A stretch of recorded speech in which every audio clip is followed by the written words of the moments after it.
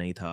जब हम पहली बार अकेले यहाँ आए थे, तो हम यहाँ गाड़ी से आए और हम बस अपने सपनों का पीछा करना चाहते थे।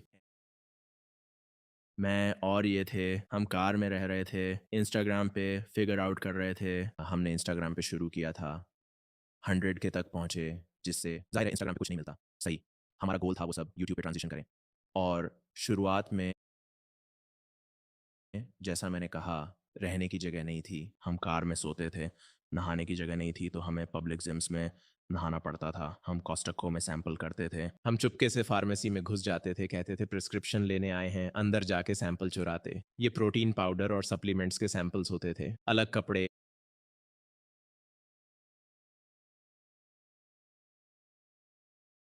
हुडीज़ पहन लेते थे। अगर हमें यूट्यूब वीडियो जिसने बहुत अच्छा किया, वो थी ट्विन होना कैसा होता है, और उसके बाद आखिरकार हमें एक एयरबीएनबी मिल गया। तो आखिरकार हमारे पास घर था, नहाने की जगह थी, और वहाँ से तब से हमारे पास अपनी काम करने की जगह थी। हम आखिरकार वहाँ से स्केल अप कर पाए। हम 1.5 साल तक होमलेस थे। जब हमें पहला एयरबीएनबी मिला, कुछ ही महीनों में हमें पहला अपार्टमेंट मिल गया। अपार्टमेंट के कुछ महीनों बाद हमें पहला घर मिला, जिसमें हमने वीडियोज़ फ़िल्म की, और फ़ास्ट फॉरवर्ड 6-7 साल यही हैं। तो क्या वो मुख्य रूप से एडसेंस का पैसा था? हाँ, सब सब एडसेंस। एडसेंस। मुझे नहीं लगता कि हमने इंस्टाग्राम या टिकटॉक से कभी एक पैसा भी कमाया है। सब कुछ यूट्यूब से आया है। तो हम बहुत शुक्रगुज़ार हैं कि हम वो कर पा रहे हैं जो हमें पसंद है, यानी यूट्यूब। तो मैं तुम्हारा क्रिएटिव प्रोसेस समझने की कोशिश कर रहा था उन क्रिएटर्स से बात करके जिन्होंने तुम्हारे साथ कोलैबोरेट किया है, जैसे जॉर्डन मैटर। और उसने कहा कि स्टोक्स ट्विंस पूरे यूट्यूब पर जो पॉपुलर है उसे ढूंढने और उसे अडेप्ट करने में बेस्ट है। मैं इसे दो हिस्सों में तोड़ना चाहता हूँ। जो पॉपुलर है उसे ढूंढना और फिर उसे अडेप्ट करना। तुम यूट्यूब पर ट्रेंड्स या आइडियाज़ कैसे ढूंढते हो जो तुम्हें लगते हैं इंटरेस्टिंग होंगे वीडियो बनाना? हाँ, मेरा यूट्यूब पर एक अकाउंट है, जहाँ मैं बस मेरे 6 अलग-अलग अकाउंट्स हैं। एक जहाँ स्पोर्ट्स देखता हूँ, दूसरा जहाँ सिर्फ़ गेम्स देखता हूँ, और एक जहाँ सिर्फ़ यूट्यूब वीडियोज़ देखता हूँ, दूसरे क्रिएटर्स के साथ कीप अप करता हूँ। तो वहाँ से मैं एक तरह से अपना होम पेज हूँ। मैं देख पाता हूँ यूट्यूब मुझे क्या रिकमेंड कर रहा है। मुझे लगता है तुम ये देखोगे। मैं खुद अपने व्यूअर्स में से एक हूँ। सही, वहाँ से मैं देख पाता हूँ, इस वीडियो ने इस क्रिएटर के लिए कमाल कर दिया, है ना? उनके टिपिकली 1 लाख व्यूज़ आते हैं, या इस वाले पर एक दिन में 10 लाख व्यूज़ हैं, जो एक बड़ा आउटलायर है। तो वहाँ से मैं देख पाता हूँ और सोचता हूँ, क्या ये कुछ ऐसा है जो हम कर सकते हैं? ये टॉपिक पर डिपेंड करता है, लेकिन मैं तुम्हें एक उदाहरण देता हूँ। सीक्रेट रूम्स, है ना? हाँ, जो कि लोगों को नहीं पता। ये बहुत बड़ा ट्रेंड है, घर में सीक्रेट रूम्स बनाना। लोग सीक्रेट रूम्स बना रहे थे, और मैंने सोचा इसे कंबाइन करने का कोई बेहतर तरीका होना चाहिए। हमने देखा कि सीक्रेट रूम्स बन रहे हैं। कोई उसमें हाइड एंड सीक वाला पहलू शामिल नहीं कर रहा था। तो हम एक ऐसी वीडियो देख पाए जो बहुत पॉपुलर थी, और हमें पता था कि उस समय हाइड एंड सीक भी बहुत पॉपुलर था। कैमोफ्लेज हाइड एंड सीक एक बहुत बड़ा ट्रेंड था। तो हमने सबको एक बड़ी वीडियो में कंबाइन कर दिया, और इसे एक पार्ट के बजाय 2 पार्ट वाली वायरल वीडियो बना दिया। तुम आ रहे हो सीक्रेट रूम्स के लिए, लेकिन तुम्हें मिल रहा है सीक्रेट रूम के साथ यह विशाल खोज का नज़ारा भी। मैं क्यूरियस हूँ ये सब कहने के बाद, आइडियाज़ को रीमिक्स करने और उन्हें चुराने के बीच लाइन कहाँ है? क्योंकि बहुत से क्रिएटर्स ने क्लेम किया है कि तुम लोगों ने आइडियाज़ चुराए हैं। ख़ास तौर पर मैं ये प्रिंट आउट शेयर करना चाहता हूँ क्योंकि क्रिएटर्स ने क्लेम किया है कि तुमने उनका कंटेंट चुराया है।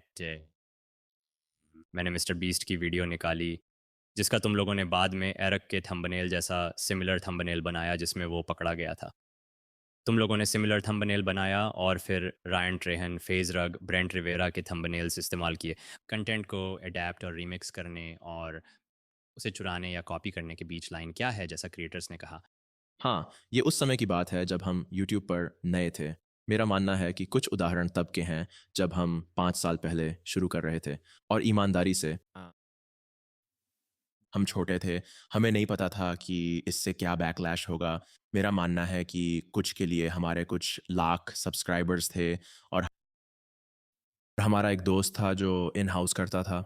हम डिमोनेटाइज़ हो रहे थे, कोशिश कर रहे थे कि हमें अपार्टमेंट से निकाला ना जाए। जहाँ भी हो सके कॉस्ट बचा रहे थे, और वो हमारे थंबनेल्स फ्री में बनाता था। हमने अभी टेस्ला वीडियो बनाई है, क्या तुम बाहर कोई थंबनेल ढूँढ कर बना सकते हो? और वो बस हमारे चेहरे दूसरों के चेहरों पर लगा देता था या हमें उसी बैकग्राउंड में डाल देता था या ज़्यादा सिमिलर बना देता था। हमें अंदाज़ा नहीं था कि रेप्यूटेशन को कितना नुकसान होगा। हमने सोचा था ये बस कुछ लाख व्यूज़ हैं, क्रिएटर्स खुद भी नोटिस नहीं करेंगे। हम गुज़ारा करने के लिए जूझ रहे थे। अब पीछे मुड़कर देखने पर ये तुम्हें क्रिएटर के तौर पर रेप्यूटेशन को नुकसान पहुँचाता है और वीडियो परफॉर्मेंस को भी नुकसान पहुँचाता है। क्योंकि ये थंबनेल्स ओरिजिनल से इतने मिलते-जुलते होते हैं जिसे लाखों लोग देख चुके होते हैं या जब इतना सिमिलर वर्ज़न देखते हैं, तो क्लिक नहीं करेंगे। इस थंबनेल का 2-3% सीटीआर है। हम इसे उस समय ऐसे देखते थे कि हे!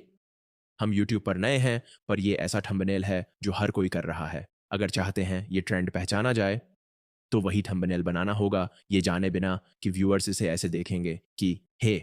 ये वही वीडियो है, क्लिक नहीं करेंगे। इस थंबनेल का 2-3% सीटीआर था। हमारा सबसे कम 5-6% है।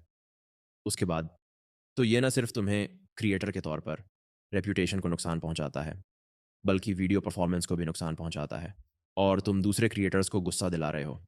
अम, हाँ, मतलब क्या वहाँ कोई कहानी है? क्या कोई वेकअप कॉल था? लाइक अम, एक दिन मैं उठा, एक ट्वीट देखा कि स्टोक्स ट्विन्स ने मेरा थंबनेल कॉपी किया और मैं ऐसा था, ओह नो! मैंने इसे देखा भी कैसे? वीडियो पे तो सिर्फ़ 100 व्यूज़ हैं। वो ट्वीट किसका? वो फ़ेज़ रखा था। हाँ, और अम, मैं ऐसा था, ओह माय गॉड! लोग साफ़ तौर पर इसे पसंद नहीं करते, है ना? और हम यूट्यूब पर थंबनेल्स सिमिलर देखते हैं। लेकिन इस हद तक नहीं कि वे कॉपी पेस्ट हों। ऐसे उदाहरण हैं जहाँ दूसरे क्रिएटर्स करते हैं, शायद दूसरे लोग कॉपी पेस्ट करते हैं। तो उस समय भी लेकिन हमें सीधे उसका निशाना बनते देखना और हम बस शुरू ही कर रहे हैं। मैं ऐसा था, ओह माय गॉड! ये बहुत बुरा है। हम बस अपना नाम बना ही रहे हैं। हमारी मिट्टी पलीद हो रही थी। हम बस क्रिएटर्स बनना चाह रहे थे और इससे रेपुटेशन ख़राब हो जाती है। तो वहाँ से वेकअप कॉल था, है ना? जब तुम ऐसी चीज़ें करते हो तो ये बात बाहर निकल ही जाएगी। तुम्हारी रेपुटेशन बन जाती है कि तुम बस कॉपीकैट क्रिएटर हो, है ना? भले ही अंदर का कंटेंट बिल्कुल अलग हो, इन सारे कॉन्सेप्ट्स के लिए। जब वो ये देखते हैं, तुम सब कुछ कॉपी करते हो, तुम कॉपीकैट क्रिएटर कहलाते हो। ज़ाहिर है, ये ठीक नहीं है, थंबनेल कॉपी करना ठीक नहीं है। कॉपी पेस्ट पर भले ही थंबनेल कॉपी पेस्ट हो, लोग मान लेंगे तुम जो भी करते हो वो कॉपी पेस्ट है। तो ये बहुत बुरा था। हमने कई क्रिएटर्स को नाराज़ किया और मेरा मानना है एरेक वन ये एरेक ने हटवा दिया था, कॉपीराइट स्ट्राइक कर दिया था। वो 28 दिनों के लिए हट गया था और हमें बताया गया शायद वो इसे कोर्ट तक ले जाए। तो हम ऐसे थे, ओह माय गॉड! ठीक है, जैसे ही वो रीइंस्टेट हुआ, हमने तुरंत थंबनेल बदल दिया और व्यूज़ सच में पागलों की तरह बढ़ गए। तो मैं ऐसा था, ओह माय गॉड! लाइक ये असल में ज़्यादा बेहतर और इनोवेटिव है कि ऐसा ना किया जाएगा रुको, थंबनेल और ये बदला। हमारे लिए बस वेकअप कॉल जैसा था, है ना? मतलब आँखें खुल गईं। हम ऐसे थे, ठीक है, ये करना बेवकूफ़ी है।